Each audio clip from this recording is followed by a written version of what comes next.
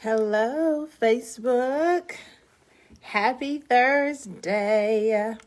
I hope you guys have had an amazing day. I hope that, y'all are enjoying Friday Eve. I am sorry I was a few minutes late joining on. Was rushing, trying to hurry, throw my little stuff together real quick. So anyway, I am super excited about our topic tonight. I know it's going to be amazing. So y'all come on in. Please share the live. Carlton will be joining me here in just a second. And I cannot wait to hear his thoughts on intimacy. So anyway, I just had my intimacy book. And I don't know what in the world I just did with it. 1 second, let me grab my book. I just had it.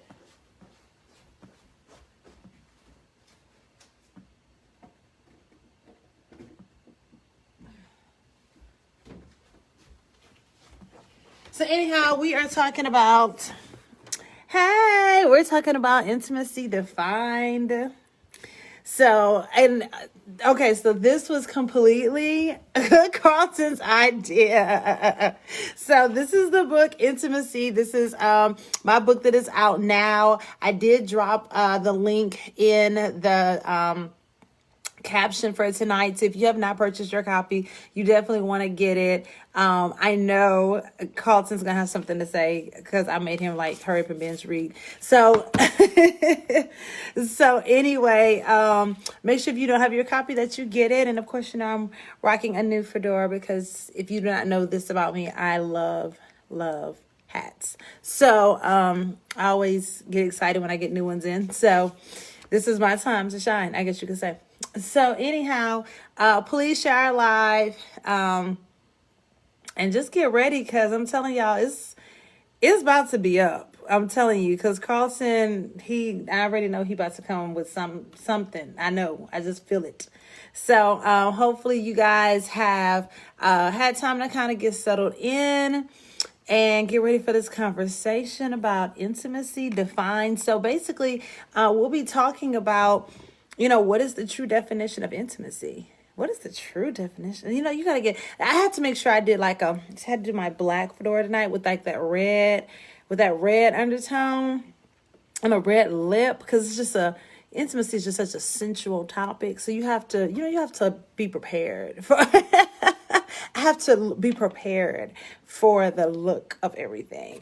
So I made sure to come in my, in my black and red, my boldness tonight. So I am super excited, and I know we'll be talking around the definition of intimacy. So please join us, drop your questions, drop your comments, share our live because I'm pretty sure it's going to bless someone. I know somebody's probably needing to hear whatever is going to be said tonight. Thank y'all so much for supporting Carlton and I. This has been amazing. Last week we had over 30 something shares on our page and over 1,100 views. So thank you so much for receiving he and I together as a duo, and just really engaging us and pulling on our anointings and really allowing God to really do his thing with us, and you guys being a part of it. So thank you. I can't thank you guys enough for doing that. And so another big thing, because y'all know I always got stuff going on, so I'm waiting on Carlton. I'm about to tell y'all. So my third book, Vulnerability, The Art of Letting Go, will be pre-ordering next month. My third book. Can you believe that? I've been an author for 2 years, and my third book is going to be coming out. It'll actually come out first quarter of 2021, but it's going to be pre-ordering next month. So I am super excited. So Vulnerability is my journey to, it's literally taken me 2 years to write that book because I started writing it right before I finished Purposeful Pain. So thank you, Tamika. So it's really an amazing book because, it really talks to it really speaks to the my journey of who I had to die to be in order to allow someone into my life to love me. And that is a whole different kind of lifestyle. Okay. So we'll be talking a lot about vulnerability. You guys in on my life, because y'all know I only write my life. So yeah.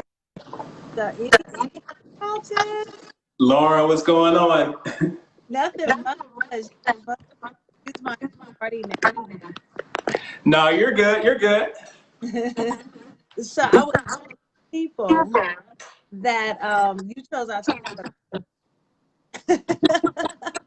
I know. I know. I think it's going to be an awesome topic tonight. I think it's a really good topic. God gave it to me for a reason.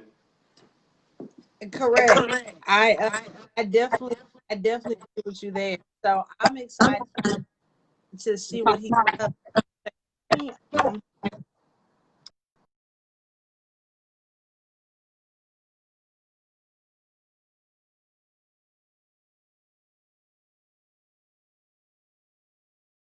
there. Yeah, can you hear me clearly? Yeah, I wasn't on my way, so my sound was kind of weird. Okay. You? It's kind of going in and out a little bit, but I can hear you though. Okay. Well, hopefully it's gonna. You know, and I'm really going. Jocelyn said it's echo. Yeah, you want me to jump on and jump off, or are you good? I don't know. Let's I can get my I can jump off and jump back on and and see get if my it makes. AirPods. Yeah, do that. Let me jump off and I'll jump right back on. Okay. Okay. So thanks, Jocelyn. So anyway, so vulnerability, art of letting go will be coming out very soon. Oh, thanks, Tiara. I just saw the notification. Thank you, thank you. So he's gonna get his AirPods. It always works better when he has his AirPods in. So anyhow, the third book will be out. I'm super excited about it. It has been my journey to really it gives really good steps of how to break down the walls that a lot of times come after, you know, going through relationships and not being successful at it. And then also sometimes not even just not really grasping the entire concept of, okay, how do I show up in relationships, you know? And so vulnerability for me was really huge because y'all know I always joke seriously about the fact that I am very type A and I like to be in control. And you know, when I decided to go on this journey with God and allow him to just take over my life, that's probably that was the first time in my life that I really and truly lost control. And it has been the most humbling experience. And so in the book Vulnerability, I really talk about what that looks like. Thank you, Demetrius. What that looks like for me, what that has looked like. Hey, Will. And yeah, so it's awesome. I can't wait for us to talk about it this entire month, and we'll leak some stuff and y'all will get to know more of my business. And I'm super excited.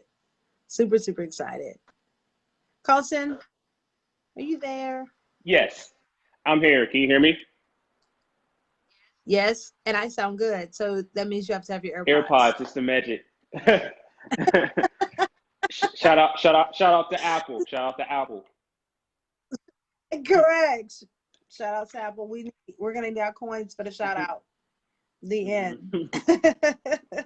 so anyhow, Carlton, of course, I mean people have been with us now. I think we're going on our third Yeah, week. yeah, that's I feel like it yeah, is. like the I want to say yeah, the third Something third like week, yeah, third week. yeah. Yeah. It seems long. I don't know. It seems long like I've talked I to you know, longer, I know. but It feels like it's been like a whole summer series type of thing.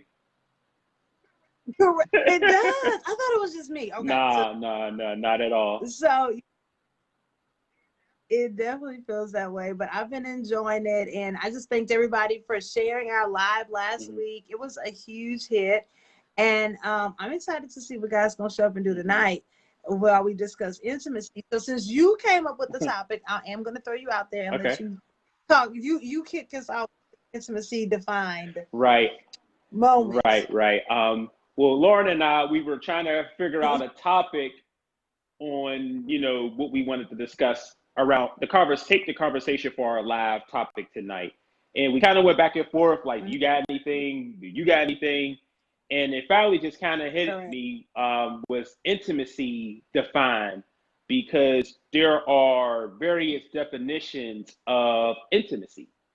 And I always talk about the divide between Christ and culture, because I even just looked up the definition of intimacy, and one definition, just to paraphrase it, describe intimacy as a familiarity or closeness when it comes to a relationship.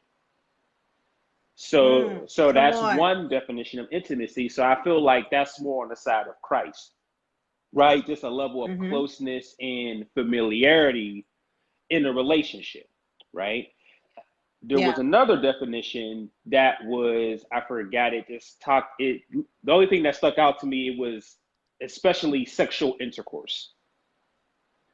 So I feel like that's more on the side of the culture, because when we think intimacy, we think intimate. We think, intimate to some can be like a special moment, but some define intimacy as something that's related to sexual intercourse or sex, or something that's, on a pervasive side of things, right?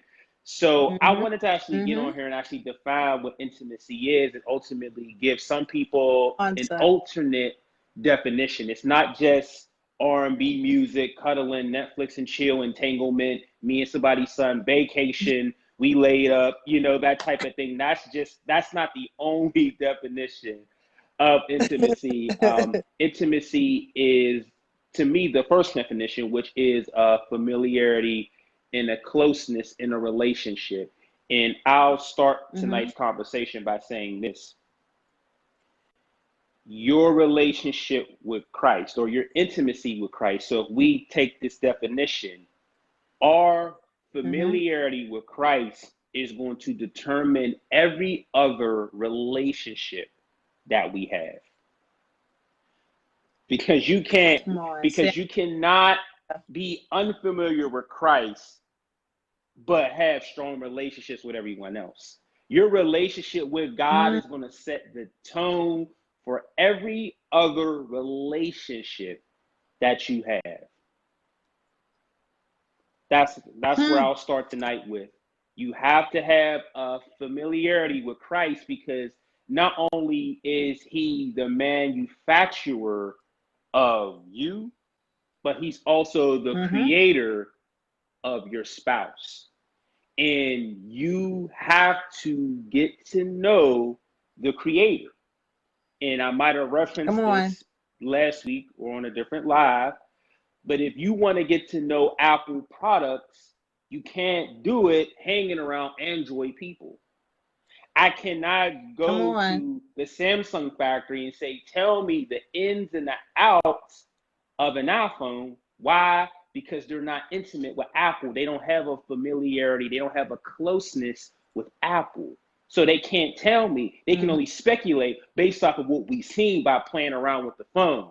But they didn't make the phone. So in order, when we talk about relationships and intimacy defined, we have to ask ourselves, what is my familiarity level with Christ?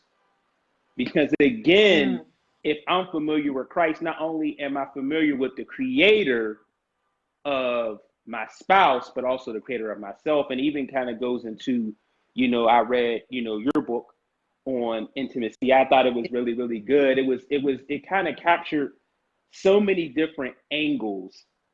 And the biggest thing when I thought about reading it was not only intimacy, but vulnerability. because it's just like from a man's perspective and a woman's perspective, it's just like, it's like, Series right say now. it again. That's the title of the third Right? book. Yeah, Because did you hear yeah, me say? yeah.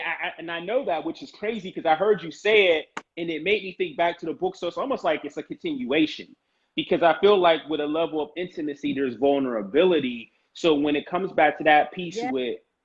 when it comes back to what intimacy defined is, the definition, which is a familiarity or a closeness with Christ, we have to be Right. vulnerable with Christ. And if we open up to Christ, we invite him in to fix insecurity or fix the things internally that we need, that Yeah. need to be fixed before we enter another relationship. So like the things that you were mentioning from a man's perspective, where it's like, I'm running away from a woman who's trying to pull the best out of me.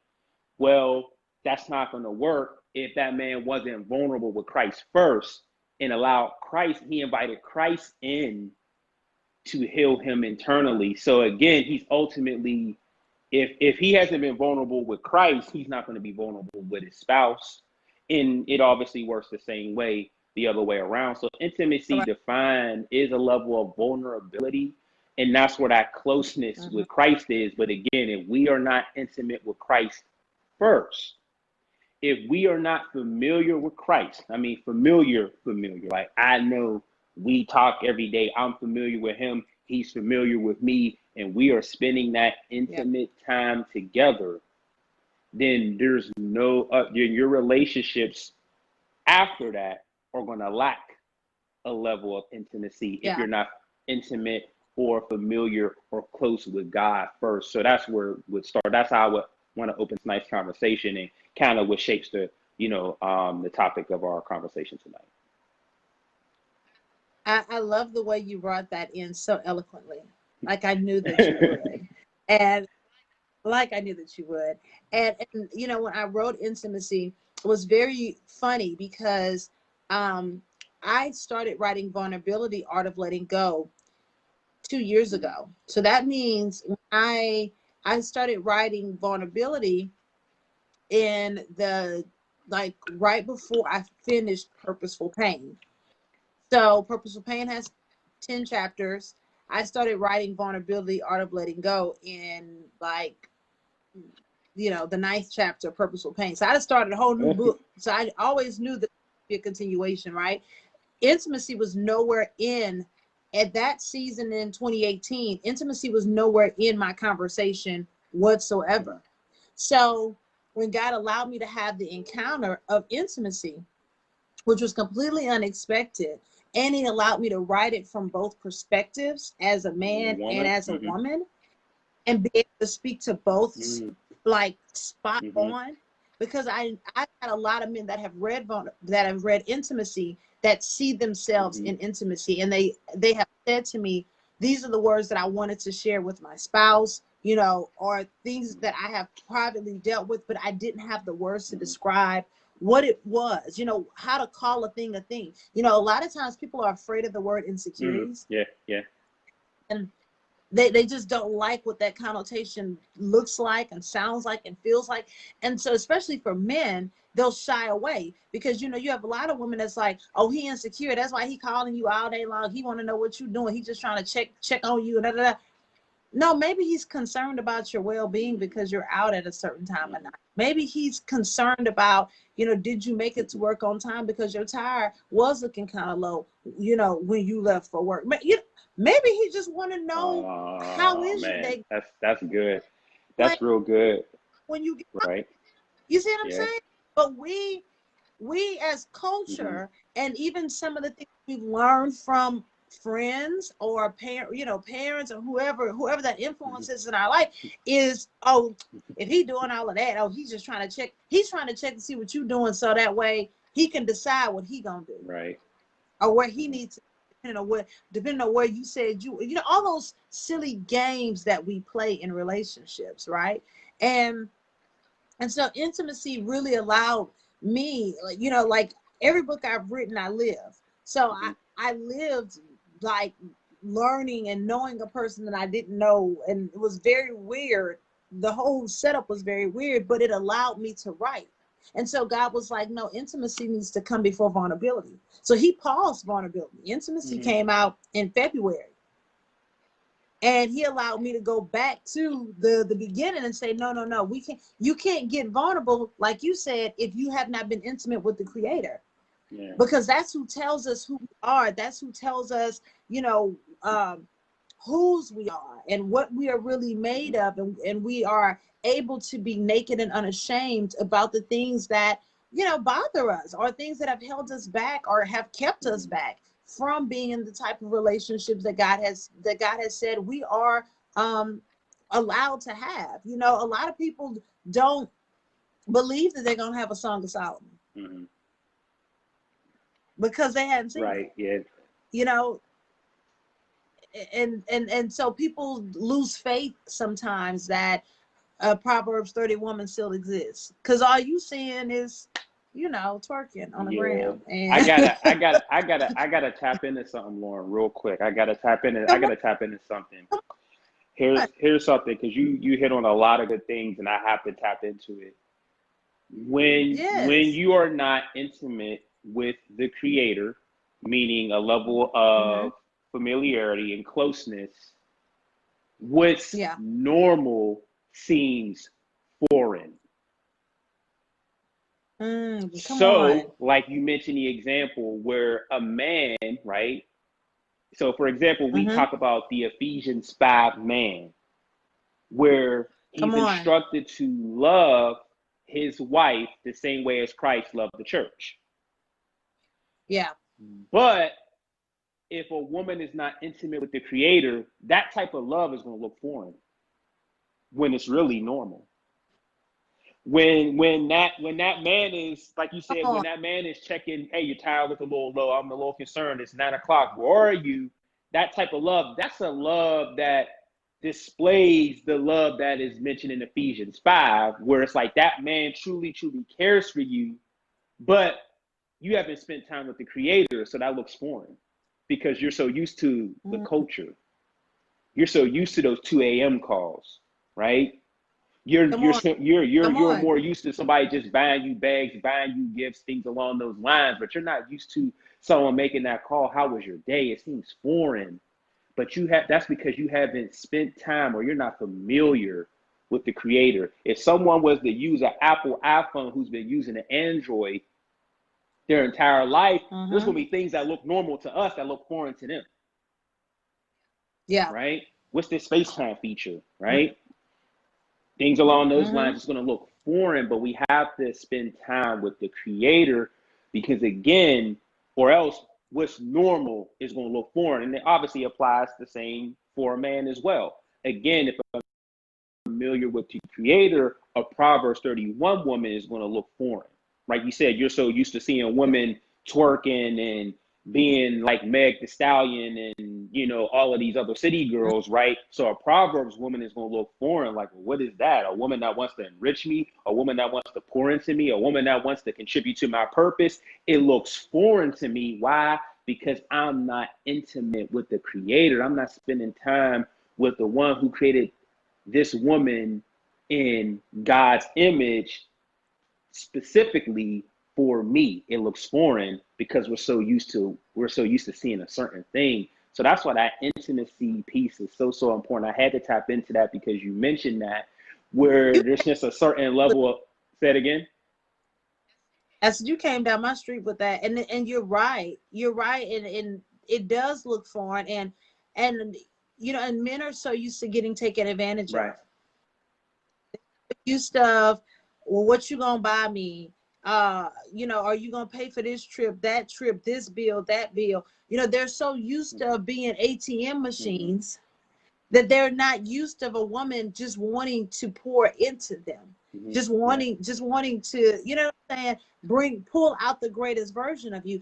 I see men all the time that, and I talk to men all the time that are honestly in relationships that they really struggling because they don't have a woman that is pulling out the greatest versions of them. I always say, if you ever settle, you'll never be settled. And so you have men that settle for the big booty or the big boobs or she don't tell me what to do, or she doesn't, or I can get away with whatever I want, that person don't love you. A person that does not challenge you does not love you. A person that does not challenge you, that means they cannot stretch you, which means you will never grow. You and I both work out. So I can't work with somebody who don't work out, or who like, oh, I'm not going to the gym. Oh, well, because see, your temple needs to be taken care of. You see what I'm saying? Exactly. So if that's not a priority to you, that's definitely a priority to me, because I'm trying to make sure that my temple lasts as long as it needs to, so that way I can effectively impact what God has called me for, and making sure that I'm here long enough to fulfill the promise. If I'm not taking care of my temple, I mean, I can only do so much bedridden. You know what I'm saying? And so when you think about why we settle for less, why do we settle, that settle for less, that 99 cent, 99 and a half won't do, you know what I'm saying, type mentality. We find ourselves still thirsting for a Proverbs 31 woman. The issue with that, I believe a lot of men struggle with having a Proverbs 31 woman, is because the work that it takes to be one. I personally, in a relationship, I like to be checked for. Like I need to be accounted for. I believe that a king should account for he should account for his people. So if you are the king and you know that I'm traveling 3-4 hours, I expect that you checked my car before I left, and that at some point before I made it there, you've already checked in. You've said something. I want to be absolutely right, because I understand covering. But you have some women who don't like that. I want you checking for me because all he's trying to do is see what I'm doing. And it's such a broken mentality, and it almost doesn't allow a man to be a man. It doesn't allow a man to be able to operate in his design, because we're snatching it away and saying you're insecure. No, just because he don't want you walking out the house with like you ain't got no clothes on, don't make him insecure. Absolutely. It makes him want to see you raped, maybe, or date raped. You know what I'm saying? Right. Yeah. I mean, like I said, it becomes like I said, going back to that foreign piece. Again, like you mentioned, the word of God also talks about lust and lusting of a woman. So at the end of the day, me as a man, I'm not going to allow my wife to leave the house wearing certain things, because like you mentioned, rape and all those things. But I don't want a man lusting over my woman because of what she has on.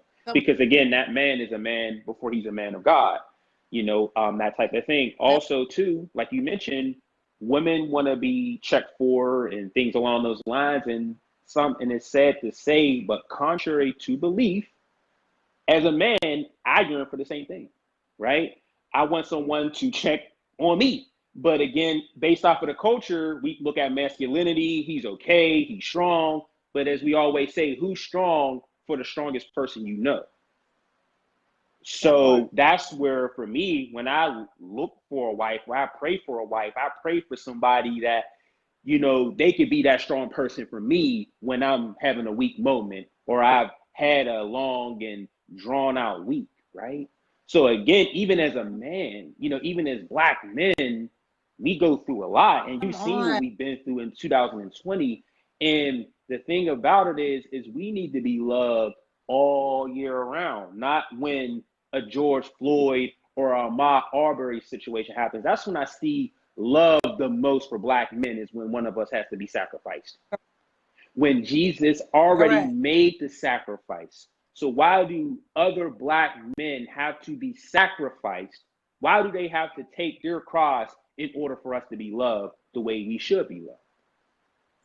Or for us to be viewed a certain way? And that's no, go ahead. No, but and that's the thing about it. That's what I feel as a Black man, is I see us most appreciated when one of us is sacrificed. So how can we say Black Lives Matter, and Black Lives Matter Black lives don't matter to white people, but do they matter to Black people as well? Because the only time we're cherished and appreciated is when someone has their knee on our neck or somebody can't breathe. So Correct. we, so we have to do better as a people. We also have to protect our Black women, absolutely, right? I also speak from a man's perspective that we should be loved all year around. Proverbs 31 mentions that a wife should enrich her husband every day. So that's every day. That's not enriching Monday, Wednesday, and Friday, or when it's not that time of the month. The devil is a liar. You need to be enriching your man every single day, because he's held to the responsibility of loving you the same way that Christ loved the church. So he has responsibility too. So it's nobody's let off the hook. Nobody has a lighter level of responsibility. You are both coming into this with equal responsibility. Right? So again, that's the piece that we really need to get, in that divide between Christ and culture. Certain things look so foreign to us, or certain level of love looks foreign to us. A woman, like you said, that's not taking us out of our pocket, that looks foreign to some men. To where it's like, you don't want me to buy you a bag, you don't want me to take you on vacation. No, my love language is quality time. Spend time with me. And they're so used to, and we both talked about that last week. We both share the same love language, right? Yeah. So again, I feel the same way. I don't want a bunch of designer clothing. I want to just spend time with you. Save your money. We can invest that money somewhere else, right? Also too, I don't want to go out of my way buying designer gifts because that's what I was used to doing for my ex, when your love language is words of affirmation. So again, we have to pay attention. That's why it's so important to be intimate with the Creator first. Let me get to know the Creator, allow the Creator to reveal who I am, and also allow the Creator to reveal who my spouse is. That should be how it works, right? God, I am intimate with the Creator. The Creator reveals who I am, and he ultimately reveals who my spouse is. Not just who she is, or not just who he is, but who are they as a person, so that way I can actually know how to contribute to their purpose. Can I contribute to their purpose? Like I mentioned on a few lives back, I don't want somebody that's just celebrating my victory, but I want somebody contributing to my purpose. So I don't want you just clapping at the end when I receive an award, or I don't want you celebrating one of my preaching anniversaries. I want you to be the person that was in the mud with me when I was tired, fatigued, and saying, you know what, man, I don't know if I could do this thing anymore. And you were right there beside me to say, keep pushing. That's, for me as a man, that's what I'm yearning for. I'm not yearning for a woman that's physically attractive. I don't want eye candy. I want soul food. I want somebody that's gonna pour into my soul.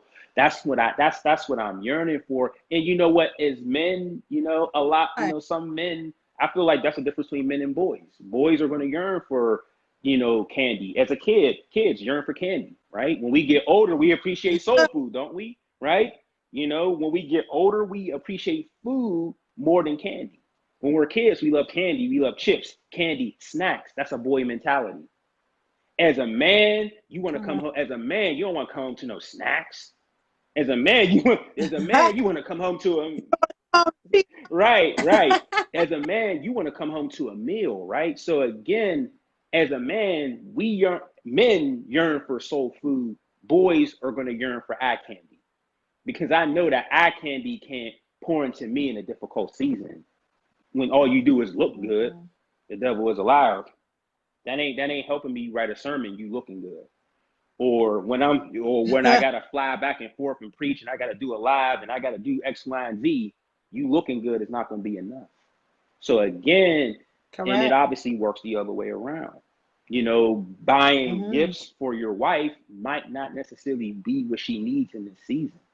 She might just need a listening ear, or someone to voice what's on her heart. So again, we got to pay attention, but that's why we got to be intimate with the Creator. That's why our relationship with God dictates and determines our relationships with everyone else, even friendships. If you're not right, you're not right with Him, your relationships are going to be screwed up. You got to be intimate with the Creator. You have to become familiar and close with God first before anything. And that's why we can't rush our single season, because again, God might be isolating you to become more intimate with him. But the enemy is pulling on your flesh where you want to be intimate with a man and not necessarily getting to know him, but it's intimacy on a level of I want to be held and I want to be touched a certain way. The devil is a liar. Because the enemy knows, like we talked about last week, you want to be, sometimes we want to be distracted more than we're developed. So again, we rather be distracted by being intimate in a sexual way with a man or a woman versus being developed and being isolated and intimate with God. Because again, intimacy with God to the culture is not a sexy thing.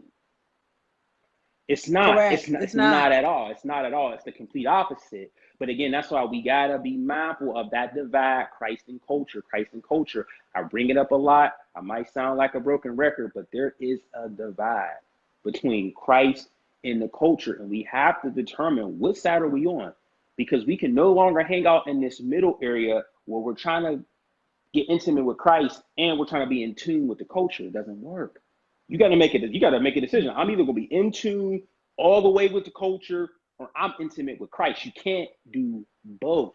So intimacy defined, there's two definitions. One is a familiarity and a closeness in relationship. That's with Christ. Or it can be in a pervasive moment, sexual intercourse that's based off of the culture. Which intimacy, or which level, because there's levels to it, which level of intimacy is more important to you? Because the thing about it is too, when people don't want to be vulnerable, that second level of intimacy, oh my God, I ain't got to be vulnerable. I mean, I could just lay up with somebody and I ain't got to tell them my secrets or nothing, because again, we got the same thing in mind.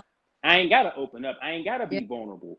But when we're intimate with Christ and Christ is opening us up wide and it's uncomfortable and God is exposing those insecurities you were trying to run from and exposing those things that you weren't trying to confront.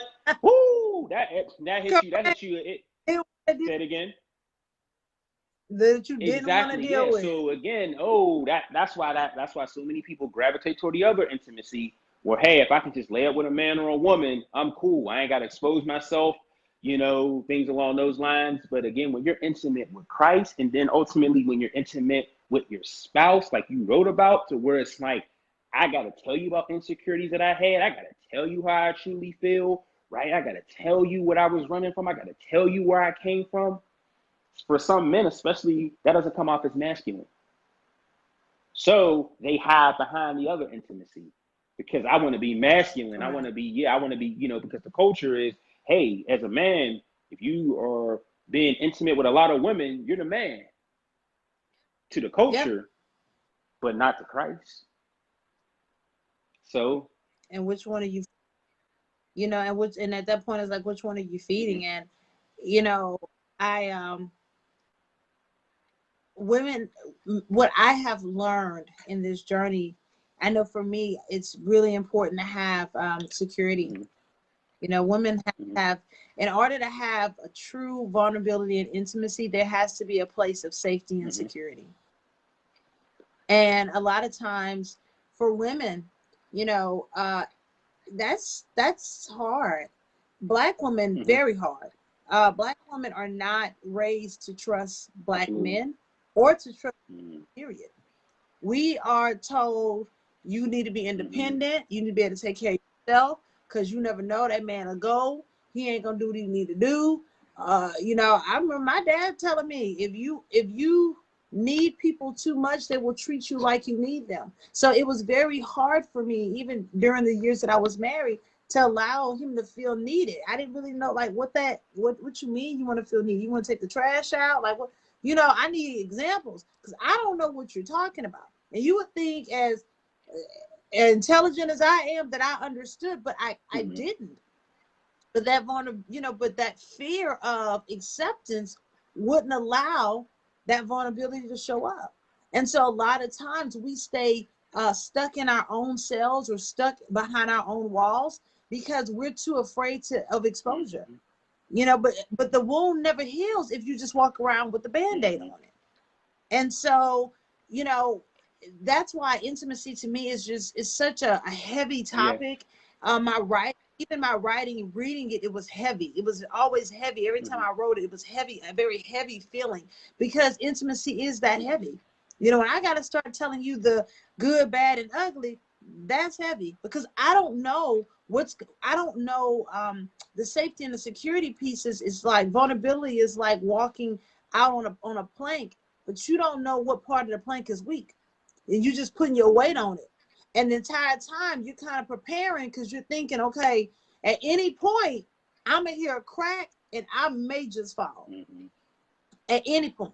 And I don't know where that crack is. So, you know, it's so important that in our relationships, we start learning how to create an environment of safety where people don't feel that, you know what I'm saying, that fear, because it'll make them just stand there and be frozen, or just say, well, I'm not going to share, or I'm not going to tell you.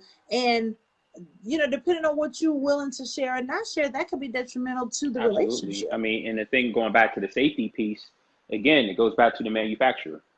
I cannot leave that alone, because again, when we're intimate with the Creator, God is not, like I said, he's not just going to reveal your spouse, but again, he's going to not only instruct you. It's not like God just instructs us to love women as Christ loved the church. God will ultimately show us how to love that woman the same way that Christ loved the church. So that safety is going to be almost built in. So I think about all the times when I go buy an iPhone and, you know, they tell me, hey, you should get a case. They always tell me about the safety precautions. Hey, this phone is all glass.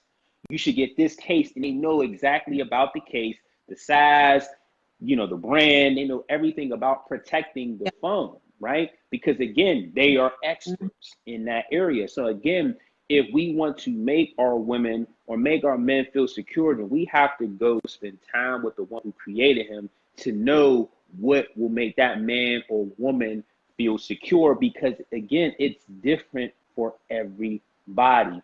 People have different love languages. Like I said, words of affirmation, quality time, gifts, acts of kindness, all those different things. You got to be mindful. Okay, what can I do to make this man feel secure?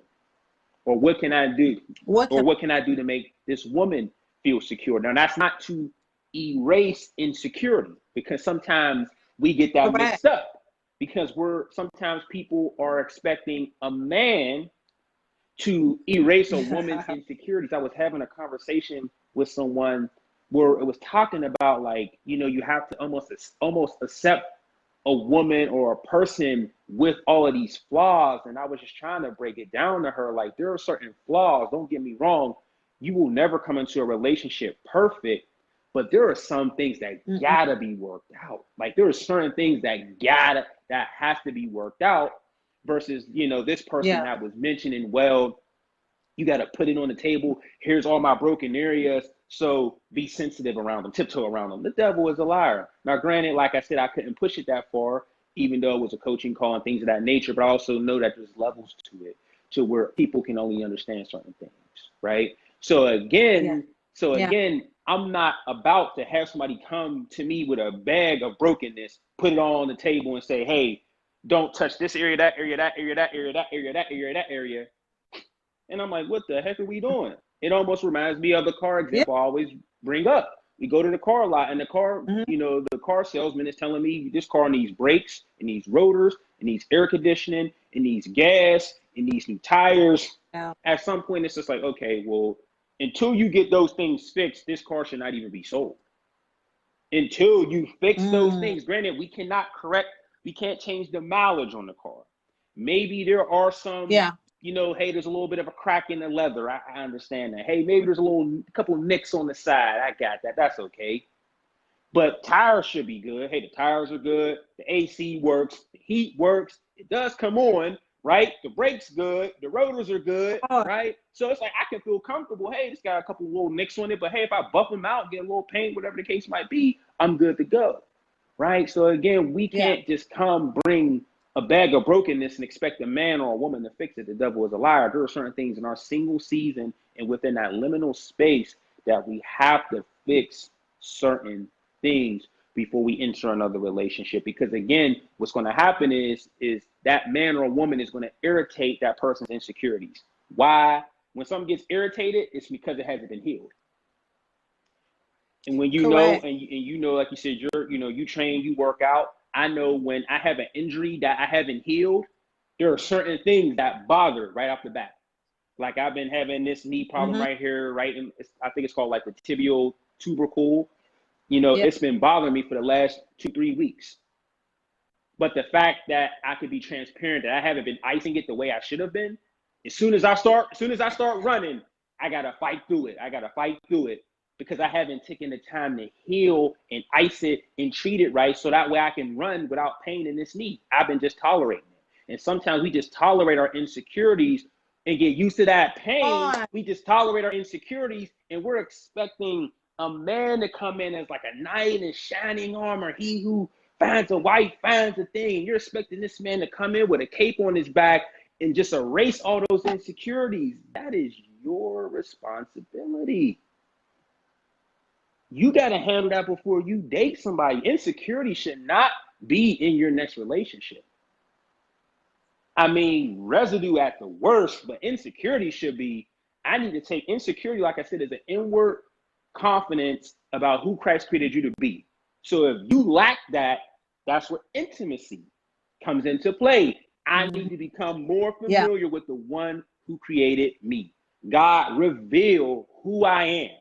I know what I've been through. I know I've had failed relationships.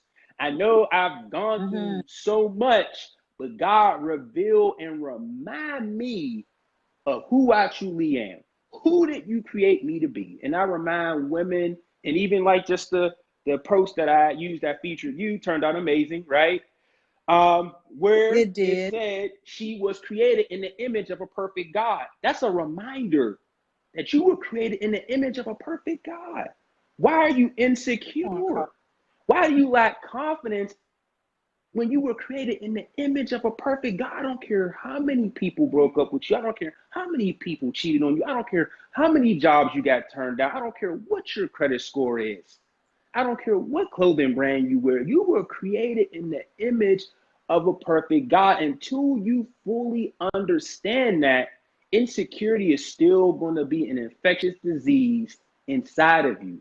But you got to spend time with God to open that up so he can remove those insecurities and replace it with the confidence that you need to be confident in who God created you to be. And once you feel that way, now you're ready to enter a relationship. Now it's not that man's Yeah. responsibility to be a knight in shining armor to erase those insecurities. So that's the biggest thing that we got to be reminded of. We women and men want security, but that security does not erase insecurity. That insecurity should already be gone, and that security should almost be like the safety blanket. It should be a safety blanket, not like the brake. That's why there's a brake and there's an emergency brake. The emergency brake is Come on. there for emergency. That's not your main brake, right? You don't when you brake when say it again. Everything is not an Everything is not an emergency. emergency. So again, you should not be pressing on the emergency brake versus the brake. There's a reason that's called the brake, right? And that brake is almost, in a sense, that brake is almost God, and the emergency brake is your spouse. Ooh. Right? Not the other, and we get that reverse to where it's like God is the emergency brake and my man is the devil is a liar. It should be the other way around, right? And the same works for men as well, right? You shouldn't be seeking compliments and comfort primarily from your woman. You should feel good about yourself. You shouldn't be like, oh, you like those buff guys on Instagram. Well, go to the gym and work out. Be confident who Christ created you to be. Develop those things that Christ put inside of you and stop being insecure. Be confident who Christ made you to be. But I have to go here with that. So my whole life, you know, my life gave me my platform. My pain gave me my platform, and so I've been very transparent about my life, and I allow people to be a part of it, to know things. And when you really are on a track of purpose, you realize that there's some things that can't go. And so for me, I entered into reading this book called Trust by Iana Van Zandt. And what sent me there was that I realized like I had trust issues. Like not, you know what I'm saying? Like to the point where it was like, I just really didn't believe what you said.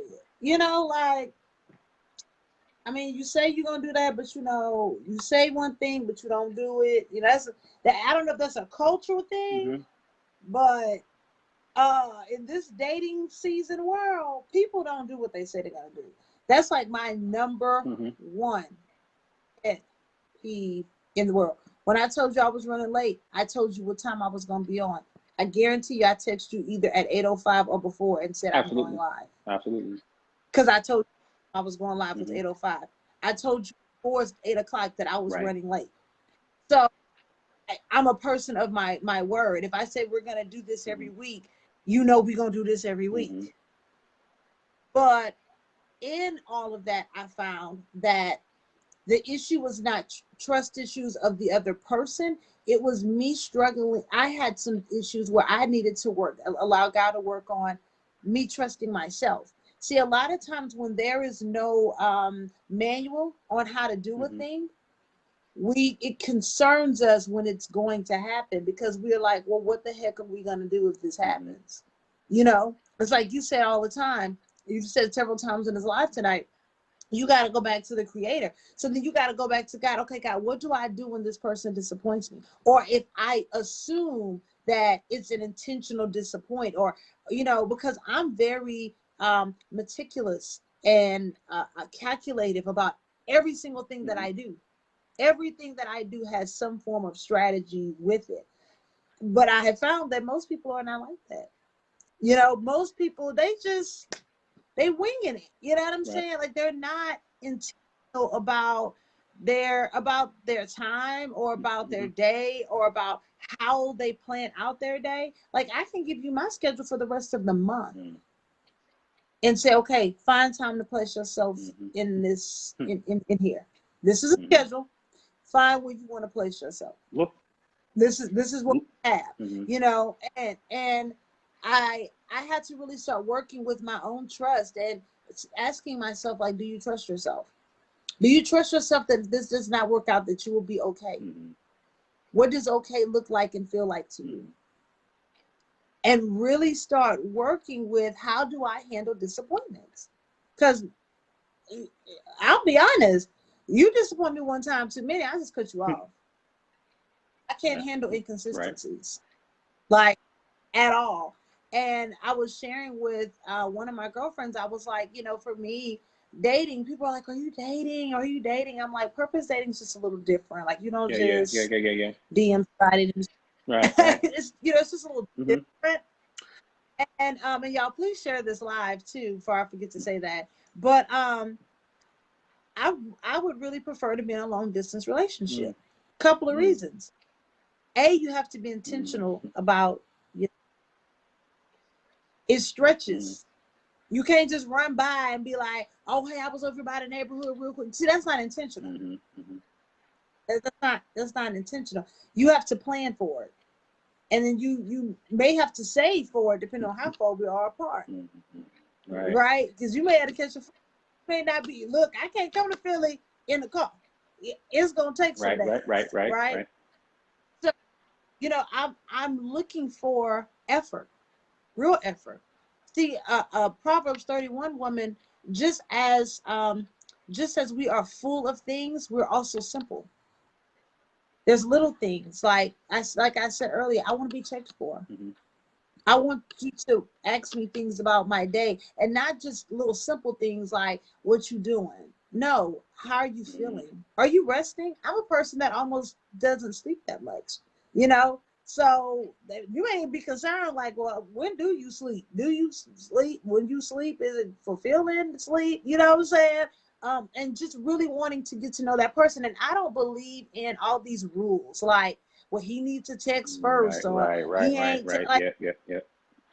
I'm like, what? Like, who made this crap up? You know what I'm saying? Like, Ruth still went to the feet of Boaz. Like, why we, people love the story, But but this, she yeah. got it. So it's like, where is it? Why is it such a big deal for me to text you first and say, good morning, I was thinking Right. about you? I mean, what Yeah.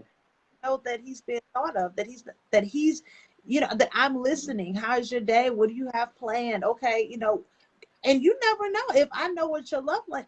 Me, I should know your Right. love language if practice intimacy. So I should know that sending you lunch today is gonna make your day. Right. It's like at this point, social media, the internet has made life so easy that is no reason that if just because we're not in the same state that I can't make sure something's delivered. Just for you to know that I care. I mean, heck, everybody, doing that. Exactly. And Stacey Edwards says you are a priority. Mm-hmm. Correct.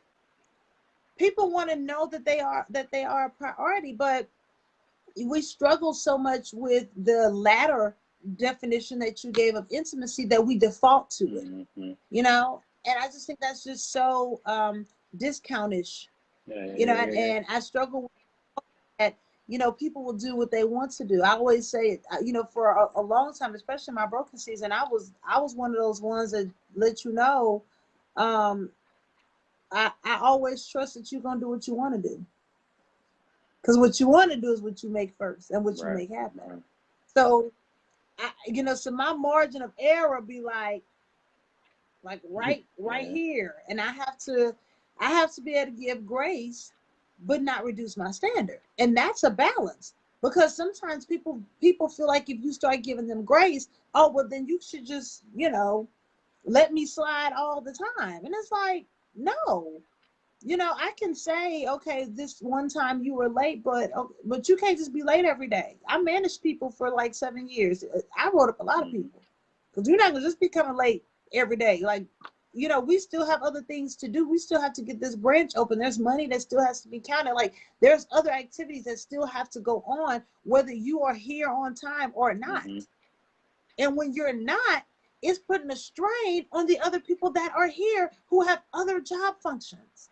So it's like we get into these relationships, entanglements, or whatever you want to call them, and people are not intentional about what they want. And I'm a person that I'm way more attracted to your purpose than I am to anything else, because I'm mentally stimulated. So money, that's never gonna get my attention ever. Mm-hmm. It's not. Or if you're not knowing yourself, that gets my attention as a red flag. Right. That you may need more time, but I had to really work on that trust factor, so that it would iron out, okay, what is the real what is the real trigger? What's that real insecurity? So then I can say, look, when you don't show up, or when you show up this way, this is what my heart hears. And being able to be safe enough to just be okay with my truth. And I think that a lot of people still struggle with that. No, I think it's like you said, a lot of people struggle, and it goes back, like I said, to spending that time with the Creator. And when we think about intentionality, right? So I got to go back to Genesis, where again, God created us in His image.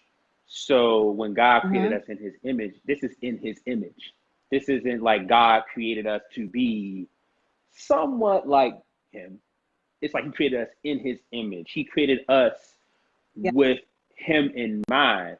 So when you say intentionality and you say showing up on time, that's just how God is, right? Because we shout so much about how intentional God is, how detailed He is, how specific He is. I remember just even reading like the beginning of the Bible, where He kind of just shaped the world and everything else. It was just so, I was just so much in awe, because it was so detailed and broken down to where it's like night and day, and and so when we become that intentional, when you mentioned like I had my whole schedule planned out for the entire month, that's like, that reminds me of God already ordering your steps and knowing every detail of your life. So again, you've tapped into that. Why? because Yeah. you spent time with the one who created you. So that was already, that's inside of all of us. We all have that level of intentionality inside of us, but some of us just don't tap into it. Maybe because of the culture, Come on. right? Like I said, that, Come like you on. said, that it's like I said, I always mention it's a divide because it's so, if you're not intentional about tapping into what God put inside of you, you will accidentally default to what the culture is doing. If you're not intentional, you'll accidentally do something. When it's an accident, it's typically you're not intentional. It's just like when you're running and like you roll your ankle. It's like a lot of times that happens when you're just running and you're not intentional about your form, right? So again, when I train, I'm intentional about my form so I don't get hurt. Even when my knee is sore, I'm still intentional on how I run. Maybe I put a little more balance on this leg, but I'm intentional because if I'm just running, I might do more damage on this leg. So we have to be intentional, but that's something that God put inside each of us. So again, like you said, we have to identify those triggers. The only way we identify those triggers, just like going back to the phone example with Apple, if there is a defect, you got to take it back to the Apple store. So they can look at the phone and say, hey, there's a defect. There's something that's triggering something else. There's a reason that your phone is overheating. There's something that is triggering your phone to make it overheat. So we have to be that intentional with God to understand what triggers us, because so many people go into these relationships and they get mad at their spouse for triggering something. But you didn't identify what the trigger was, so you can either A, tell that person, or B, you deal with it. You have to deal with it, right? You know what I mean? Or at least acknowledge this is a trigger, right? But I feel for the most part, you have to deal with it, right? I've been in a relationship to where I ask for time to myself because I'm an introvert and I have a busy schedule. But the fact that somebody dated someone prior that said the same thing and misused that time, now I'm automatically circled in that category. Oh, he asked for time. Oh, he gotta be cheating because my ex was cheating. The devil is a liar. So you got to spend time with the creator and say every Apple product is not defective. Most likely Apple products ain't defective. Mostly it's Android that get those viruses, right? No offense to any users, but again, we gotta spend time with the manufacturer because it determines everything else in our life. The fact that you spend time with God, that's the main reason that I can assure you that you're so intentional about your schedule that you have it planned out for the whole entire month. Is because of the time you spend with God. If you weren't spending time with God, if you're spending time on Instagram, Facebook, Snapchat, and everything else, you wouldn't even know what you're doing an hour from now. But the fact that you're spending time with God, you tapped into something. So we have to spend time with God to tap into something, because that way we can tap into something and take that into our next relationship. Because again, that discipline might be like the thing that your spouse is missing. To where God opens his heart to receive you, to help him tap into, hey, hon, you gotta get your schedule right. Like, you know what I mean? You know, and I miss that. Like, you know what I mean? Like relationship wise, it revealed to me like certain things about myself where it was like, you know, you date somebody and you're like, man, you eat a lot of fast food. You need to start cooking. But when I'm single, it's just, that's just what I do. Right. But when you get with someone who cares, they're like, bro, your refrigerator is empty. And I'm like, oh, well, I mean, how often you go shopping? I mean, rarely. But that's somebody helping me tap into something. But again, they have to already have tapped into that themselves. Because somebody who doesn't cook can't come in my house and tell me I need to start cooking more. If they ain't meal prepping, they can't tell me how to meal prep. So again, that's why there's certain gifts that need to be developed in a single season that's going to contribute to your dating or your purposeful dating season. You just never know. Like perfecting that cooking gift that God gave you might be, like you said, the thing, husband needs lunch. Whether it's, hey, I'm gonna send it to them, I'm gonna cash app it, X, Y, Z. There's so many ways, but again, you got to be in tune with your spouse. But if you're not in Yeah. tune with Christ, you ain't gonna be in tune with your spouse because you don't know who created him. You're not paying attention to his love language. Correct. And that's so key. It's so key. And I always say that the most influential woman in a man's life is the woman that speaks to his purpose. Mm-hmm. The most influential woman in a man's life is a woman that speaks to his purpose and that can help him undergird it. Mm-hmm. See, when women are concerned and we have these securities about someone taking our place, it is 9 times out of 10 is because we know that we're not holding it down that great. And like you say, that part, right? That is Yeah. it. That is it. That is the thing that we pin in the comments, right? Because again, I've heard that before. So it's like, to me, I'm like, and it's almost, we go back to sports. If you know that you're starting point guard and you are doing what you're supposed to do, you lighten up the stat sheet, Yeah. you're playing defense, you're showing up to practice on time, you're not worried about your spot. I'm averaging 20 a game, 8 assists. I work the hardest. Correct. I'm not worried about my spot because, again, I'm secure. That's why I said the insecurity or the security doesn't erase the insecurity. So again, we have to create that security. Like, I got to create security in my spot. So for me, as I approach a relationship, to me, I'm approaching it knowing that I'm going to do everything that I can to model Ephesians 5. I'm going to love my woman as Christ loved the church. And I'm going to do everything to pay attention to the smallest details. Spending time with God, spending time with her, paying attention to all those details to where I'm not concerned about another man taking my spot. Because I'm like, I handle everything, right? I'm in tune with her. I'm giving her everything that she needs. So I'm not worried about my spot. I'm paying attention to her purpose. I'm contributing to her purpose. I'm pouring into her. I'm surprising her with certain things. I know she likes candy, so I'm buying her favorite candy. Whatever the case might be, I'm so in tune that there's nobody can come take my spot.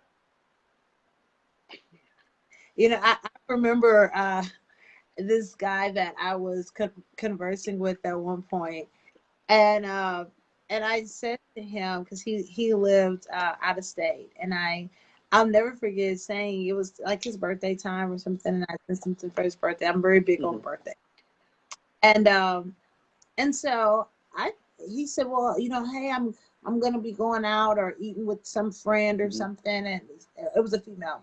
I didn't care, and I was like, okay. And so later on, he made mention. He was like, well, I think she, really likes me, but, I don't really know if I like her. It was like, well, she liked me. I don't really, but I'm not really feeling her like that. And we're at this point still just getting to know each other. So literally my response was, well, if that's an option that you want to entertain, I think you should be my guest and do so, because of this. You don't know how great you have it until you have something to put it up against. But just know that when you put it up against it, you're going to settle for that. The end. Like, I'm like, I don't compete where I don't compare. Right. Never have. Right. I don't compete where I don't compare. So if you need to compare me to someone else, I mean, you going out and talking to somebody or entertaining or whatever the case may be, it does nothing more but reconfirm that I was already the greater decision. But if I ever become a choice, don't choose me. Right. Yeah. Right. And that's it. That's it. That. I'm favorite. Right. I'm favorite. Right. Because favorite means that there was someone else. There was some options. Right. You can't be somebody's favorite unless there's other options to choose from. God didn't say I was going to be your favorite. He said I was going to be your favorite, meaning there was no other choice. Right. And as men, we typically know the one, right? Who the one is. God is not the author of confusion. I've dated before to where I feel like somebody is the one, not necessarily, well, out of all my options, he's my favorite. To me, in fact, I feel like if there's a favorite, like you said, I'm almost like there's a level of confusion. I'm comparing, but I know if I feel the person is the one, then to me, my options are done. I mean, no, this is it right here. Like there's no reason for me to continue to keep test driving different cars when I drove this car and I'm like, oh no, this is it right here. Oh no, this is it. Right? So again, when you meet a favor, I would say, if I come in your life, you'll know it, but if I leave it, you'll feel it. Meaning that I always make an impact. Exactly. Yeah, always. exactly. Yeah. That's the thing. Like you said, you make an impact. But again, that goes back to your relationship with God, because God always leaves an impact on us. So again, God, God placed that inside of you to make an impact. A good woman is always going to make an impact. A great man is always going to make an impact. Like, it's, to me, I feel even the relationships that failed for me, I still feel like I'll be memorable. And it's not me being cocky or anything along those lines. It just feels, for me, it's just knowing how in tune I am with those people. And even though certain things didn't work out, I still knew where I stood. So again, I know my goal is I'm going to make an impact. Whether I get, hypothetically with sports, no matter if I get traded or not, when you go back to that city, there are certain players that always get a round of applause. Why? Because, hey, they were there for 15 years and, man, they know, hey, this person made a lot of game-winning shots, X, Y, and Z. They were great in the community. Yep. So again, we know good Christian men and women always make an impact. And the thing is they make an impact for the right reasons. That part, right? Put that in the comments, right? Because again, we make an impact for the right reasons. Like, God makes an impact in our lives for the right reason, right? It's not like the culture to where we make an impact because of doing something goofy or doing something like, wow, I can't believe he did that.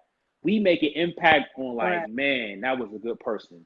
Even though it didn't work out, man, that was a good one. That was a good woman there. Or man, that was a good man that I had. Even though it didn't work out, that is still a good person. And that's how you want to leave, But again, that goes with that intentionality piece. And again, it goes back to spending that time with the Creator, because again, we're not made for everybody, and we cannot purposefully date our assignments. Because again, when it comes to purposeful dating, Carlton, now you can't just speed. You just speed. Let me put it in reverse. I'm gonna put it in reverse. That was good. That was good. Come on, you gotta. I'm gonna throw that out there. This is for free. You cannot purposefully date your assignment, because when it comes to even purposeful dating, to me, that might just be the sole purpose. You might just be assigned to that person for a season. A season, guys. A season. That might not even be and it might, granted, you might have thought it might have been, till death do us part, but God is like, nah, that's an assignment. That is somebody I'm assigned to you for a season. Like, I'm assigning you to that person for a year, 6 months, 3 months, whatever the case might be. You cannot purposely date your assignment. It's an assignment. Like, an assignment is an assignment. Once you complete the assignment, you move on to the next one. Not necessarily just move on to another relationship, but you move on to the next assignment that God has for you. So one assignment could be just being assigned to a person to show them what a Christian man or woman looks like. God removes you from their life, and your next assignment might just be, hey, I need you to develop something else, because I'm going to align you with someone else, whether it's a friendship or companionship, to where that gift that you develop in between is something that you're going to use in your next season. So again, it's just going back to sports. Off season, hey, man, I didn't shoot the 3 from the corner well. So in the off season, my assignment is I got to shoot 100 of those shots a day, and to where I'm getting up over 1,000 corner threes a month. So in my next season, when I'm spotting up in the corner to shoot that shot, I've been shooting this shot all summer. It's not foreign, because I'm familiar with that shot. So again, that's what the intimacy is. It talks about being familiar. So that's what we got to be familiar with God and we have to be familiar with our gifts and the things that God has placed inside of us. We have to gain some kind of familiarity with those things, or they become foreign. Even some of our gifts become foreign if we're not familiar with the manufacturer. Because again, we're like, I'm not a patient person. So when you start to actually show patience, you're like, wait, how am I being? I'm real patient in this season because it was in you all along. You just didn't take the time to develop it because you were running from it. You were entangled with something else, and you couldn't develop that patience. Like you said, some people want to be distracted more than they want to be developed. So it's like, do I develop my patience, or do I stay entangled and not purposely date? Because again, like you said, you got to date with a purpose. What is the purpose of? We getting old. What's the purpose of us dating? Like this ain't no more. I want to get to know your favorite color and all this other stuff. What's the purpose? Like what's the end goal? Like will we going the distance? Because if I can't see myself going the distance with somebody, it's not even worth my time. If I can't see myself going, hey, I can see this person being with me for the next 5-10 years, or even for me as a minister and an aspiring pastor, for me, if I can't see that person being my first lady, we're really not going to have a conversation in that regard. If I don't see you in that role, because I feel like you already have to display those characteristics before it even happens. I'm not going to date somebody with the hope that they become a first lady.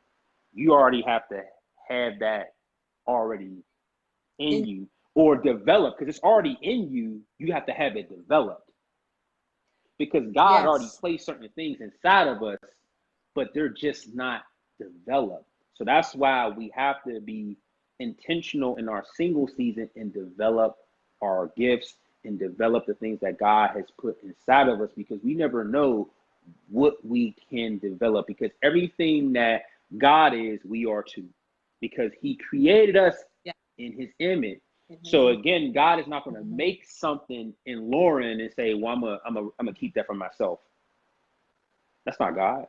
God's not going to make you in his image and say, I'm going to leave out patience or strength or endurance or wisdom or discernment. So God's going to place all those things in you, and he's going to give you the responsibility to develop those things. And that's why that single season is so important. I was going to say this, and I love what you said about discernment, because I shared on a previous live that one of my prayers, especially I'm pursued often. I'm pursued often. A lot of people shoot their shot. They be shooting their shot. And I'll be like, if you understood the mantle in which I carry, you probably would not shoot your shot. Like, you probably just keep your shot, just keep it. Because it's heavy. What I carry, who I'm called to be, who I'm called to impact, the way that God uses me and moves me, and my life is nothing like the average person. What I do in a day is nothing like the average person. You know what I'm saying? So people will shoot their shot and things like that. But, the enemy, a lot of times, this is where I was going with this. The enemy, a lot of times, when you're not discerning, he will distract us, and he will bring us things that he knows is our appetite. I got something for that too. Yeah, that's good. That's good. You know what I'm saying? And so I always pray, because I have a very strong prophetic anointing. And one thing I know is that with my oil, oil attracts a lot of things, and everybody can't handle the oil. So people will get attracted to, to what I carry. And I'm like, wait, you can't manage this. You know what I'm saying? Like, I know you don't have the qualifications to manage this. And so I always have to ask God, is this an assignment, or is this someone that I'm assigned to?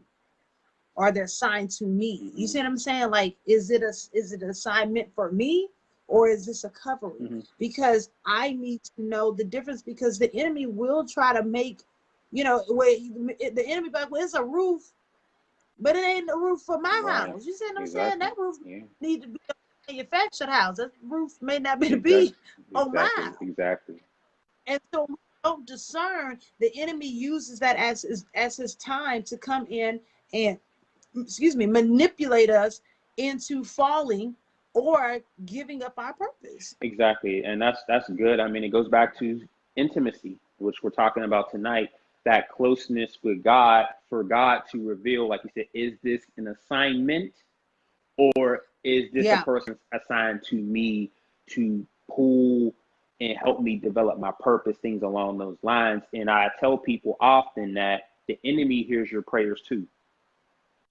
So that discernment Yeah. is key. And if you are not close with God, the end of you're just praying, hey, I want a man that's 6'3", X, Y, and Z.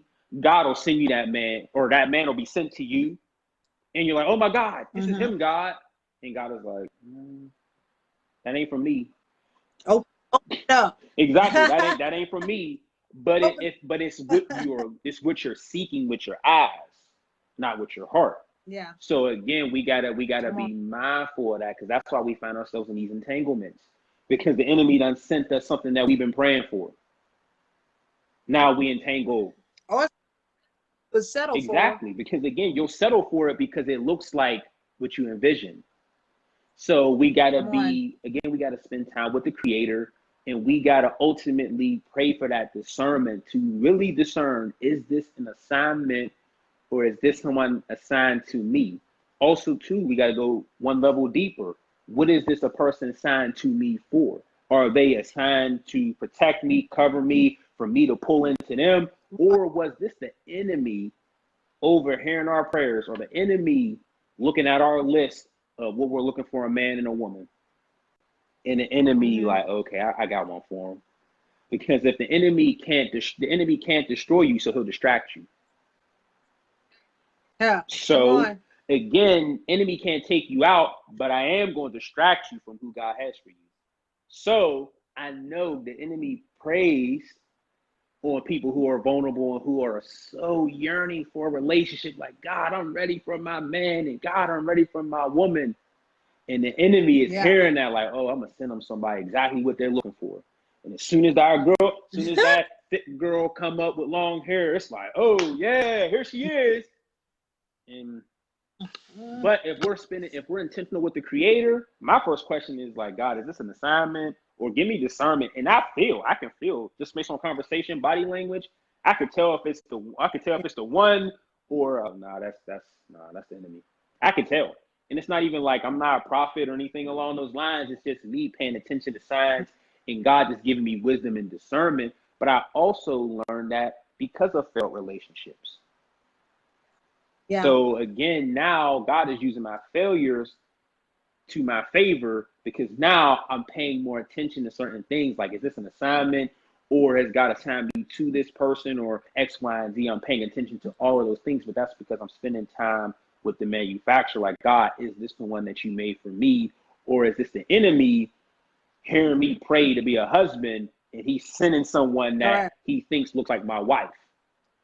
But little does he know, I'm not looking at just the physical, but I'm looking, can this person be my first lady?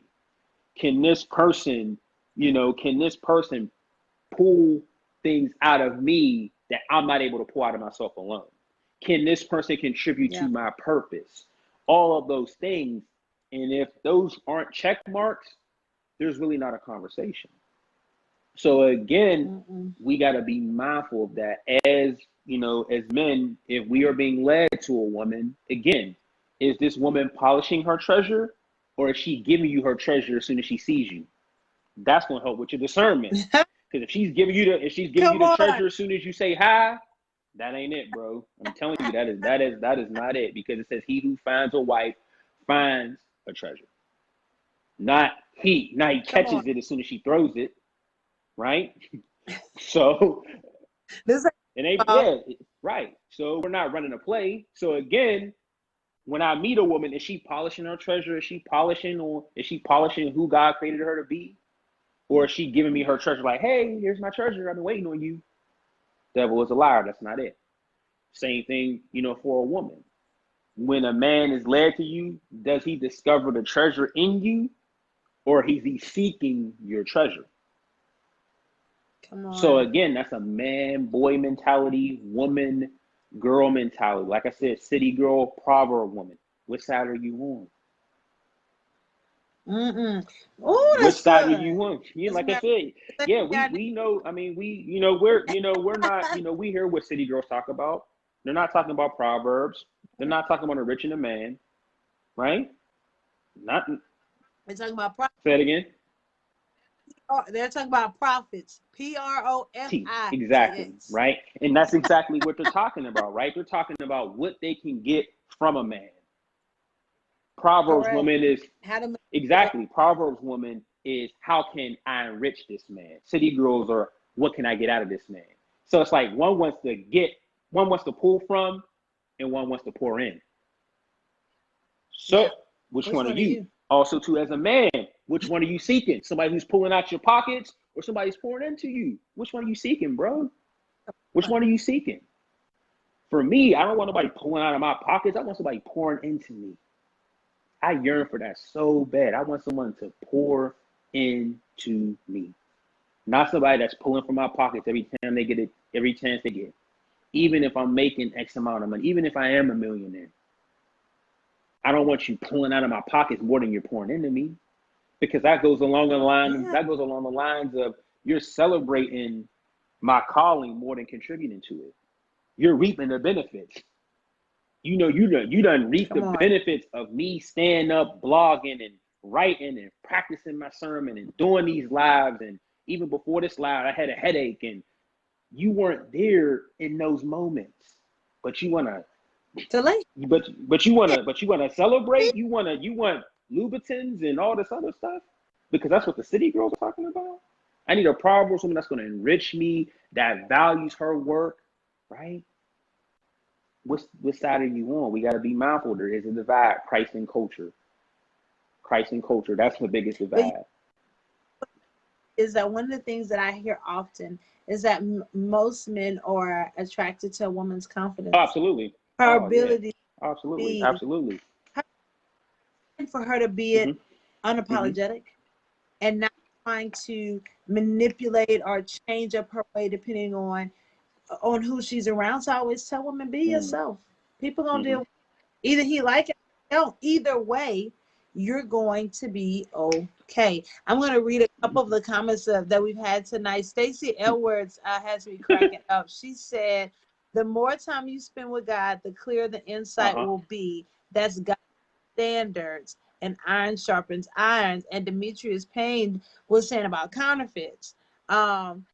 Somebody said we done broke them down. Stacey said we broke her down tonight, and she done gained like so much clarity. So we're glad that you have definitely been broken down. Hey, Casey, and Casey Maple and Marcia, Miss Marcia.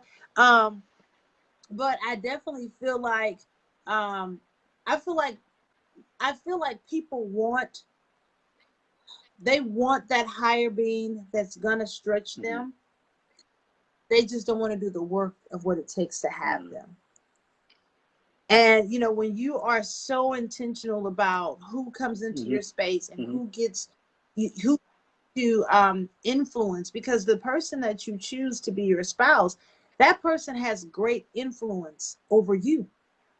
Your attitude, the way you see things, sometimes they can either help you see it Mm-hmm. clear, or they can make it really, Foggy. really foggy where you struggle. Mm-hmm. So us choosing who we do life with is really, really, really, really, really important. For me, I have 2 boys, so if I don't want my sons to be like you, I'm not Right. going to be Right. with Right. you, Right. because I'm raising kings for somebody's queen. I'm not raising kings for somebody's hot daughter. I'm not. Like at all. My boys already don't let mommy get the door, and no, I'm not gonna be carrying bags that they can pick up, and they're 6 and 8. They're not gonna walk in front of me, period. If I walk in the door, and they will hold the door no matter what door it is, and another woman walks up behind me, they're gonna wait and let her walk in, and then they'll walk behind me. Train up a child. So if I'm not about to be with some man who can't get the door. Right. Because my boys are gonna be like, you're not gonna get mama door? We've been getting the doors since we was able to walk. Mm-hmm. So I know you don't think you about to just come in. I unlocked the door by hitting a button. Mm-hmm. No, you tried it. You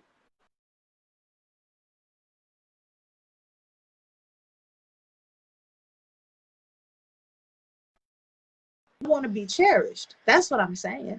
Because I'm gonna cherish you the same way. There's certain things that no, you just not gonna. I don't want you to have to do because I'm here. Mm-hmm. You see what I'm saying? And it's like we don't have that servant mentality. It's like we're so busy trying to keep tabs on, well, how much did Carlton do before I do? How many did Carlton initiate the text when I ain't gonna text? Yeah. But did Carlton? This is not the job. What are you talking about? That's what relationships become sometimes. Like I said, that's culture driven, right? To where that's the standard. Yeah. It's like who texts who first, and it's like it's a competition, and it's like it's a game more than it. I mean, it's like it's a game. But where did it come from? Like, who came up with these rules, and were they even before they came up with these rules? I think it's a mixture of the culture, and I think people who have platforms. I think people who have these platforms to where they use it to say, well, if a man is interested in you, he'll do this. If a woman is this, and it's people who get these platforms, and they're on these big platforms. So it's almost like if they're an influencer, it's almost like what they say. Some people turn it into gold to where they fit. So where they feel like if someone has a platform that says if a man is interested in you, he's going to show you and he's going to text and things along those lines, then now that becomes their standard because they heard an influencer say it. So now it's gold, right? It's one thing for you to teach your boys to open the door because that's a matter of respect. And it says it in the Bible where it talks about how children should cherish their parents. So that's biblical. Biblical. Correct. But there's nothing in the Bible that says a man that doesn't text first ain't interested in you. So again, it goes back to that divide, Christ and culture. That's the culture. There's nothing in the Bible that says anything about a man. So even sometimes people even get that he who finds a wife thing. It says he who finds, the word, I always go back to the word find, means discover unexpectedly. So that man is going to find you. It doesn't say a man, he who chase, he who hunt, he who is searching so hard. It doesn't say search. It says find. He's going to discover you unexpectedly. So me as a man, I'm not running full, like how we ran our mile, right? We talked about how we ran our mile. Yeah. We ain't running. I'm not running that fast after somebody. I'm going to get tired. And again, God is not going to have me chasing someone that hard that doesn't want to be caught. If that's the one if that's the one God has for me, God, I'm going to find that person. I ain't going to have to run as fast as I can. I'm not going to have to sprain my knee and my ankle and say, hold on, wait a minute. The devil is a liar. It says he who finds. It doesn't say he who hunts, he who is searching diligently. It doesn't mention none of that in none of the translations. But some people get these platforms that say the man is supposed to be the hunter. It doesn't say that in the Bible. A man is supposed to hunt for who God has for him. Because what's for you is for you. So again, but this is the thing about hunting. When you hunt, you're hunting to kill. And that part and that goes over people's head. When you're hunting, you're hunting to kill. So you're hunting. And when I think of hunting, you're hunting with a selfish intent. So if you're hunting, you're in the woods, you're hunting with your own intent in mind. So I'm not hunting for a woman. Like you said, you hunt to kill. I'm not hunting. Granted, I might have my eyes open, but I know that the person that God has for me, I'm going to find her unexpectedly. I'm going to be moving and operating in my purpose. And then I'm going to meet that person because God is going to say, I'm going to bump you up against somebody who's going to help you with your purpose. And it works the same way for women. The man that God has for you, he's going to bump up to you. He's going to help you with your purpose. So this mentality of hunting and I'm going to sit back and wait and let this man come find me. This is not hide and go seek. You know, this is not a game, and that's what the culture plays games. Hide and go seek. I'm gonna make him chase me. I'm gonna see if he texts first, or I'm gonna go the whole day without calling him. And what kind of game? What are we doing? I'm like, do you think a man a day is easier than a But woman's? that's what. But the culture. But again, the culture is always the culture places a huger emphasis on what a man will do if he's interested, because dating is such a hot topic. What, you know, if a Yes, man it is is. interested, he's gonna do It this, he's gonna do that. If a is. exactly Yeah. if a man is interested, it's what your boys are doing right now. He opened the door for you. He carried your bags. He offered. That's showing interest, because again, a man can do Yeah. that and not text first, and he's cut. He opened your car door, bought you flowers. The fact he didn't text first the next day, oh, he ain't text me this morning. He could have had a flat tire. He could have had a bad day. But he ain't text first after he did all of that the night before, and he's canceled in your book. But just because the Correct. man who didn't do all that text you first, oh, he's interested. That's the enemy playing tricks. Your mind's playing tricks on you. You know, sometimes I saw a quote that said, you got to know the difference between a person that has free time and someone Their that time. freed Come their on, time. that's it. That part. And that's why I said I enjoy, I would prefer to long distance date, because I want to know that you freed up your time, that it wasn't just, convenient, for you to just say, oh, I got a few minutes, let me just stop by. No, it's not intentional. Right. That's not intentional. What's that song that says he's intentional, ever changing? Never failing. Isn't Yeah, it? Trevor's Green, yeah. Yeah, Right. So yeah. Isn't it Exactly. And that's exactly, like I said, that's on the side of Christ, because again, intentionality is placed inside of us because God is intentional. So yes, as we, this conversation, right, about intimacy, there's no intimacy without intentionality. None at all. Because you can't be intimate if you're not intentional. Because again, even when it goes as basic as me working with clients and people who, hey, I want to spend time with God. And I always tell them, you got to be intentional. You can't just, hey, I'm going to spend time with God tonight. What time are you doing it? Like, what time is it? What time are you spending time with God? What's the smart goal? How long are you going to spend time with God? Is it a good time to spend with God? I'm going to spend time with God tonight at 9:00. Oh, but that's when my show comes on. Now you spending time with God and watching your show. That's not intentional, right? So again, that's why when I coach, it's like, okay, what time can be uninterrupted? You and God, one-on-one. That's intimate. Like a date, it's intimate. I don't got my phone out, my phone's in my pocket. It's me and you.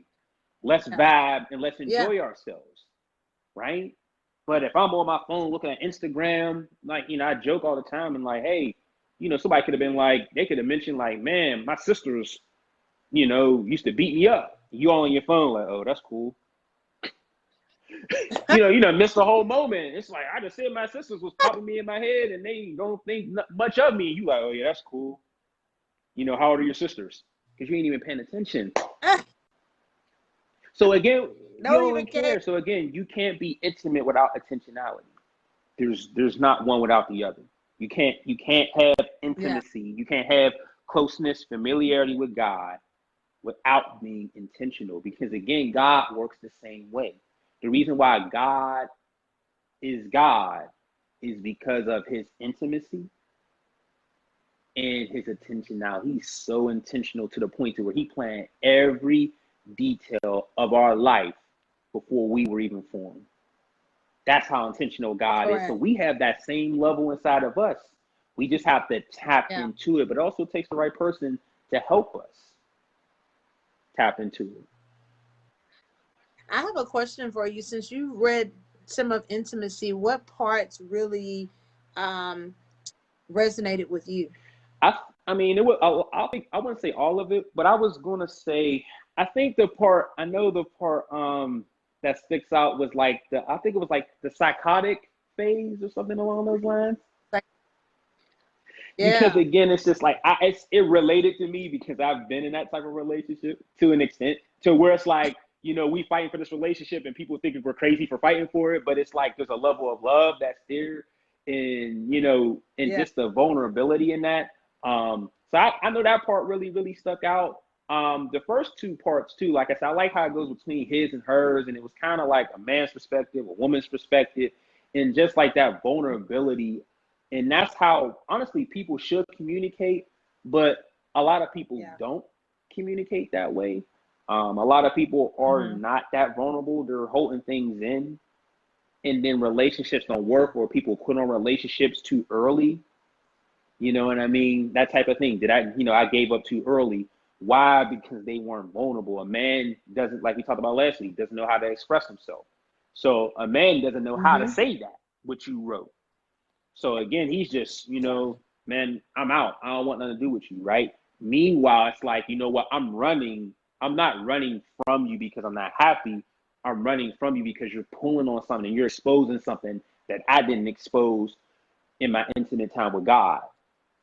And I don't want to be naked. Mhm. So I thought that was really, really good because it talked about that in the psychotic phase, I believe. Uh-huh. Yeah, Right. yeah, so I know that was one that was probably the one that stuck out to me, that really really stuck out to me. But I thought overall was like just kind of seeing it go back and forth. It was like a mini movie in my head, kind of sort of. So I think I've seen that before happen. right, Yeah, I just, that question no, just popped to my head. I just wanted to know what, or if any mhm. part of it kind of spoke to I always tell people I always want my relationship to look like my values. Yeah, yeah. And for me, That what might a be next person week's does. topic. You might have to pencil that. Yeah, I like we Oh should. my We God, should. values, That you man. Yeah, values and standards, man. Oh man. and do what a person does for a living to provide for their family tells you a lot about who Mm-hmm, they are. mm-hmm, You know what I'm saying? Like what you do for a living, and because that's how you provide for your family, says a lot about your values. Because I know what I value. I'm a mortgage officer. I'm in banking. So mm-hmm, my job all day long is to explain to people about credit, finance, uh, helping them get to the American dream of home mm-hmm. ownership, right? That looks like my values, helping people grow. I couldn't work at the strip club. That don't look like Right, my right. values. Mm-hmm, You see what I'm saying? Uh, I couldn't work, doing predatory lending. That doesn't look like mm-hmm, me knowing that you give me your paycheck and you never gonna get out of owing me. That don't look like my mm-hmm. values. And when I begin to pay attention to what people do for a living, because what you do for a living is what you do more so than the things you like to do, because you're at that job at least 40 hours a week. Some people more Mm-hmm. than that. So you gotta really at least low key like Right. it, because you gotta go there Every day. every Mm-hmm, day. You go there more than you go home. mm-hmm. You're there more than you with your family. So when I started paying attention to that, even in dating, I'm like, and my sisters laugh at me because it's nothing for me to just be like, so what do you do? To me, what do you do and what's your name is all the same thing. Mm-hmm. It's like the same question in my book. And my sister's like, you just be asking people what they do for a living? Yeah, I do. Because it tells me a whole lot, you know what I'm saying, about what you enjoy and what you really value. I'm not gonna I'm not gonna work in a maybe a season where I'm gaming people, taking their money. Mm-hmm. That doesn't, it just don't look like Yeah, me, that you value know? piece is big because too, it also shows, like you said, like you often mention, if you settle, you're never settled. So if Yeah. you are working hypothetically in a place where you're not happy and you're just settling and you're not actively seeking. It's one thing to say, hey, I'm a cashier right now, hypothetically speaking. But Correct. this is not where I want to be. So I'm actively working on my degree, or I'm actively looking for other opportunities. So it shows that they're not settling. But there are some people that are just like, hey, I'm going to ride this job out, even though I'm not happy. I'm just going to ride it out until I can't ride it no more. So that's a level of settling. And that also determines the relationship. So do you want to be in a relationship with somebody who's content and who's settling just for being above water? Or like they say about a job, the acronym is just over broke. You cool with being somebody, you gonna marry somebody that's cool with being just over broke? So again, those values, that value piece is so powerful because of that alone.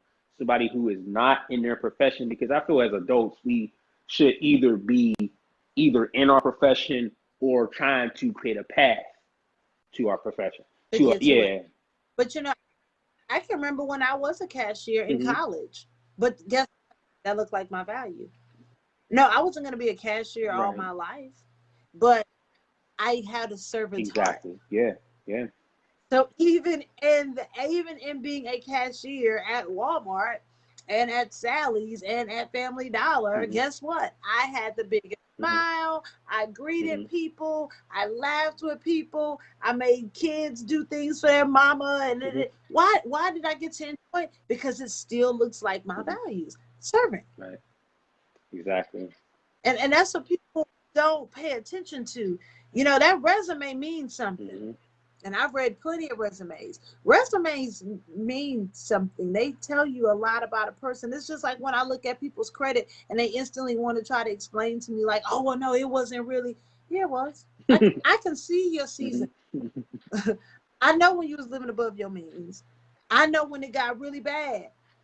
I know when you had to just throw the whole credit away and start over. Right?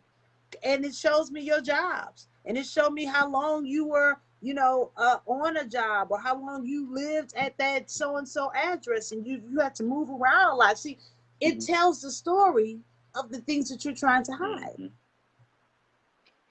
It means something. We oftentimes don't realize that. And just because you have that doesn't mean that that's all that you are. I want to know, how did Yeah, I mean, like you said, I mean, it kind of goes along with, again, that intentionality piece. I mean, again, and it's like you mentioned, you see certain things and it's going to expose. And sometimes people don't want to be exposed. Like you said, sometimes people have a story, you know what I mean, behind your credit or anything. So it's like we almost go to God with the same thing, like, God, you know my heart. Like, God, I didn't really mean it like that. So once you start that way, you already know you're wrong. Versus just going to God saying, hey, you know what? I repent for what I did wrong. Help me fix it, or help me be a better man or woman. Like, someone who goes to someone that needs their credit fixed. Hey, I know my credit is not where it is. I had some rough seasons. Can you help me repair my credit so I can get the home, like you said, the American dream? Can I get the home and things along those lines? But again, that's being intentional, and it's also being intimate, to where you're close to someone who is able to help you in that area. And that's why that intimacy with God is so important, because God can fix all of your problems, insecurities, trust issues, anything along those lines, past trauma. God can fix all of those things. But if we're not spending that intimate time, then we're not giving God the time to fix things. And God is going to delay. He's going to extend our single season. Why? Because we're not fixing what needs to be fixed. So, for people, I mean, I in my mind, I might say, well, I've been single for so long. So I sometimes think, what are you not fixing? Because again, if God felt you were ready, you would be in a relationship. So it's like, well, what are you not fixing? in that liminal space, in that intimate time with God? What are you not fixing? Because again, there's something that you're running from that you're not revealing to God, because God can only heal what you reveal. Even though God knows it's there, God is like, I need you to reveal to me that, hey, I got insecurities, or hey, I got some past trauma, or hey, I got trust issues, or hey, I'm just not confident in how my body looks, or whatever the case might be. I need to reveal that to God, because God can only reveal or only heal what we reveal. So again, someone who's in the extended season, you might ask yourself, what am I running from? And the thing is, don't tell me you don't know. You know what is in your closet that needs to go. Because there's nothing in your internal inventory that you can say, I didn't know insecurity was still in there. Like, what insecurity? The devil is a liar. You know insecurity been sitting right there for the last 5 years. And you just keep trying to tolerate it. You just keep trying to tolerate it by showing yourself on Instagram, filters, getting in these entanglements, passing your treasure to somebody versus polishing it and getting rid of that insecurity so it won't tarnish your treasure. Insecurity will tarnish your treasure. Because insecurity is tarnishing what God put in you. And again, like I always mention, insecurity is a lack of confidence in who Christ created you to be. So Christ put a treasure inside of you. So being insecure is tarnishing what he put inside of you. Because it's almost saying to God that I'm not confident in you, who you created me to be. So we gotta take this time to fix some things. Men and women. Because there's some men that have grown up with some bad examples. You know, that have grown up with that. You know, I grew up where my dad and mom were together forever, never got married. Had I not been covered by God, I almost would have looked at that as the standard. You could just purposely date for 20-some years. The devil is a liar. Yeah. The devil is a liar, and I would never want to put a woman through that. To have 3 kids and be together for 20+ years and y'all get married, really? But again, old school. Hey, we know what it is. We got an unwritten title. The devil is a liar. But that's because God placed something in me to allow me to see, like, hey, that is not the standard. I mean, that's a part of it, like the way that my dad loved my mom and cared for her, absolutely. But I understood that there's levels to it. It's one thing to love a woman like that, but again, love your wife. Your wife, not your girlfriend, not your boo, not your entanglement, not your baby, or whatever you want to call her, but your wife. So again, he who finds a wife, the Bible talks about wife. The Bible doesn't talk about a boo. The closest thing to boo is Boaz in the Bible. So we got to be mindful of those things, but we only know those things if we are intentional and intimate with God. Well, look. You have blessed. You have blessed. So good. And my phone. Up. I'm gonna. Oh, so I. Yeah, I think the connection. I don't know. I think my headphones went out on me, but as long as you can hear me, that's good. Yeah, I can. So I'm about. To close you off. Fine. Off the live. Okay. Okay. Sounds good. All right.